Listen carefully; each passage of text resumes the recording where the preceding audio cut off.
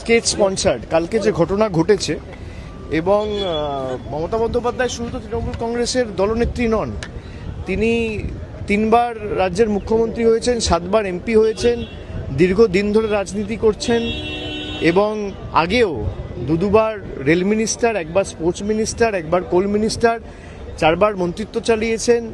এত দিন ধরে তার রাজনৈতিক কেরিয়ার এবং তিনি জনপ্রতিনিধি, 15 বছরের চিফ মিনিস্টার, মানে উদ্দেশ্য প্রণোদিতভাবে পুরোটা পূর্ব পরিকল্পিতভাবে যেভাবে বিজেপির গুন্ডারা আর যাদেরকে মানে ফুটেজে দেখা গেছে তারা তো কেউ পৃথক কোনো সাপোর্টার বা কর্মী নয়, তাদেরকে এমএলএর সাথে দেখা গেছে, তাদেরকে বিজেপির প্রার্থীর প্রচারে দেখা গেছে, বিজেপির বড় বড় সব নেতাদের সাথে তাদের ছবি রয়েছে, আমার কাছে ছবি আছে, আমি দেখাতে পারি আপনাদের। পুরোটাই স্টেট স্পন্সার্ড। এরা চায় না বিরোধী রাজনৈতিক দল থাকুক, বিরোধী রাজনৈতিক দলের নেতারা বেঁচে থাকুক, প্রাণে মারতে চায়। গতকালের যে ঘটনা এটা আবার প্রমাণ করছে। আপনারা দেখেছেন, আমি যেদিনকে এয়ারপোর্টে গেছিলাম, এখানে স্পিকারের সাথে দেখা করতে এসেছিলাম, সেদিনকে রাত্রে কলকাতায় ফিরে যাওয়ার সময়, খুব সম্ভবত 19শে জুন, এয়ারপোর্টে বন্দুক হাতে দেখা গেছে বিজেপির এক দুষ্কৃতীকে। এখনও পুলিশ তাকে অ্যারেস্ট করেনি। তার সাথে শুভেন্দু অধিকারীর ছবি রয়েছে, যিনি বর্তমানে এখন বাংলার মুখ্যমন্ত্রী। যিনি বন্দুক হাতে এয়ারপোর্ট গেছিলেন তাকে পুলিশ এখনো পর্যন্ত গ্রেফতার করেনি, তার কারণ তাকে মদত দিয়েছে বাংলার মুখ্যমন্ত্রী শুভেন্দু অধিকারী। গতকালের যে ঘটনা ঘটেছে পুরোপুরি স্টেট স্পন্সার্ড এবং রাজ্য সরকারের সম্পূর্ণ মদত এই ঘটনার পিছনে না থাকলে কারো সাহস হয় না।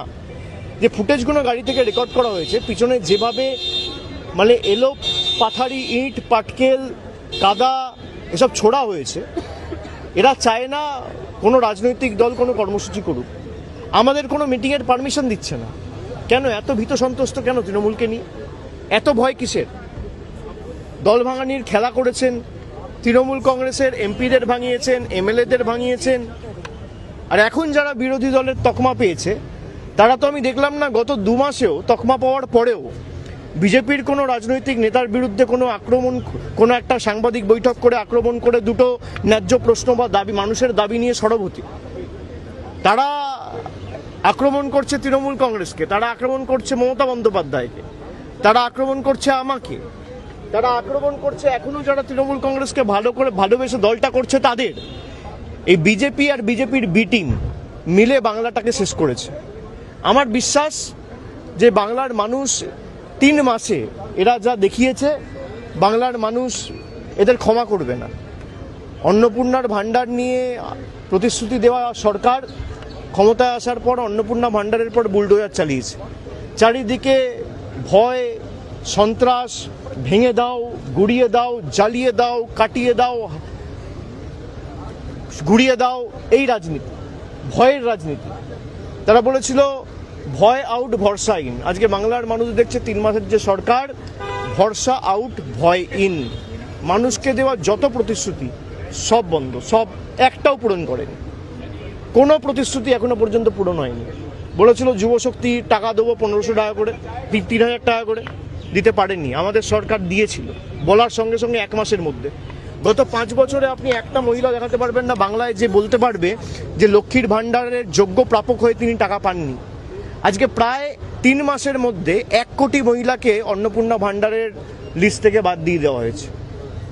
এই সরকার দিল্লির তল্পিবাহক হিসেবে কাজ করছে, জমিদারদের অঙ্গুলি হেলনে চলছে।